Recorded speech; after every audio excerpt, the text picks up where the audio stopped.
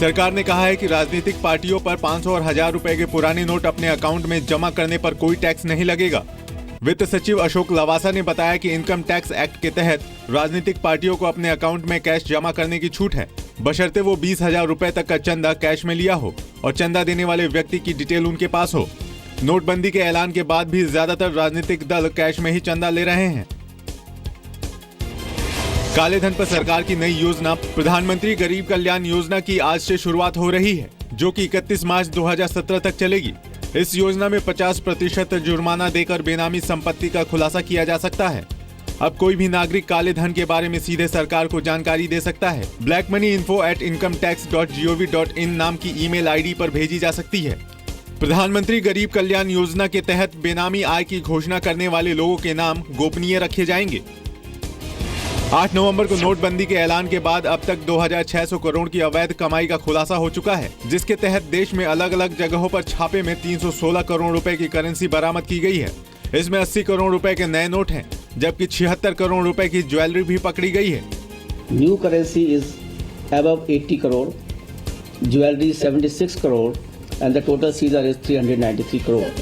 केंद्रीय प्रत्यक्ष कर बोर्ड यानी सीबीडीटी ने भी 3000 ऐसे बैंक खाता धारकों को नोटिस भेजा है, जिनके खातों में 8 नवंबर के बाद अचानक ज्यादा रकम जमा हुई है।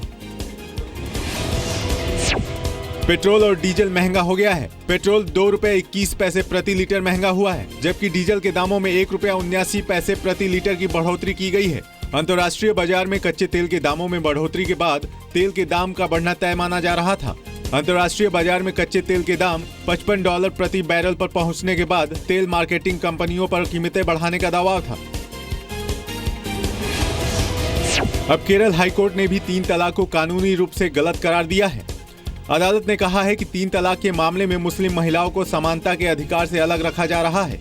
हाईकोर्ट के जज ने भी कहा कि कुरान भी एक बार में 3 तलाक कहने की मंजूरी नहीं देता है। कोर्ट ने हैरानी जताते हुए कहा कि जब कई मुस्लिम देशों में ट्रिपल तलाक पर बैन है, तो भारत जैसे देश में मुस्लिम महिलाओं को कैसे बराबरी के हक से वंचित रखा जा सकता है। इससे पहले इलाहाबाद हाई कोर्ट ने ट्रिपल तलाक को मुस्लिम महिलाओं के खिलाफ क्रूरता माना था।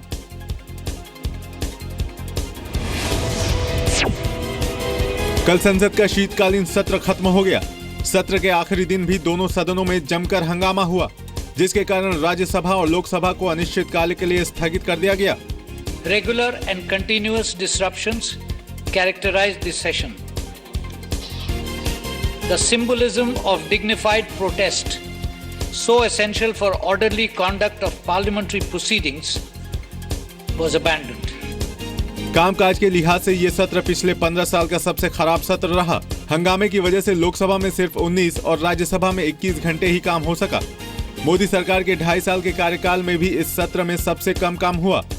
21 दिनों तक संसद में सबसे ज्यादा हंगामा नोट बैन के मुद्दे पर हुआ। संसद के दोनों सदनों से सिर्फ दिव्यांगों से जुड़ा बिल ही पास हो सका है। प्रधानमंत्री नरेंद्र मोदी ने नोट बैन का विरोध करने पर कांग्रेस को निशाने पर लिया।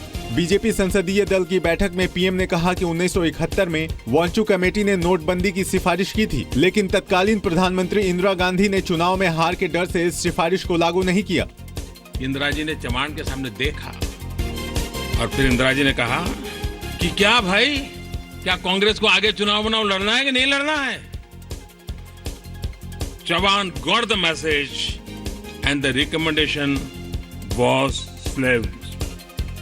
प्रधानमंत्री ने कहा कि लेफ्ट पार्टियां आज नोट बैन पर कांग्रेस का साथ देकर अपनी विचारधारा से समझौता कर रही हैं। उन्होंने बीजेपी के सांसदों से कहा कि नोटबंदी के फायदे की जानकारी जनता को दे और उन्हें डिजिटल लेन देन के लिए प्रोत्साहित करे।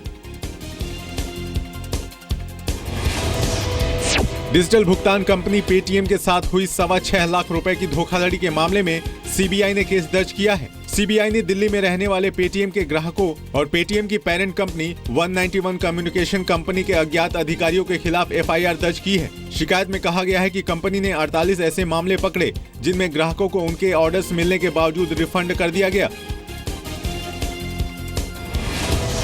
कोलकाता से करीब 28 किलोमीटर धूलागढ़ में 3 दिन तक सांप्रदायिक हिंसा के बाद धारा 144 लगा दी गई है। मंगलवार को यहां हिंसा उस वक्त भड़की जब मिलादुल नबी पर जुलूस निकल रहा था।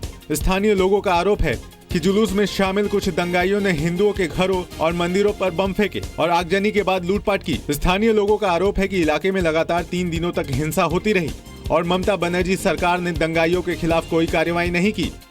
पूछा भी नहीं किसी को जो क्या हुआ, इधर क्या हुआ, सिर्फ आ रहा है जा रहा है, वो लोग कुछ काम नहीं कर रहे।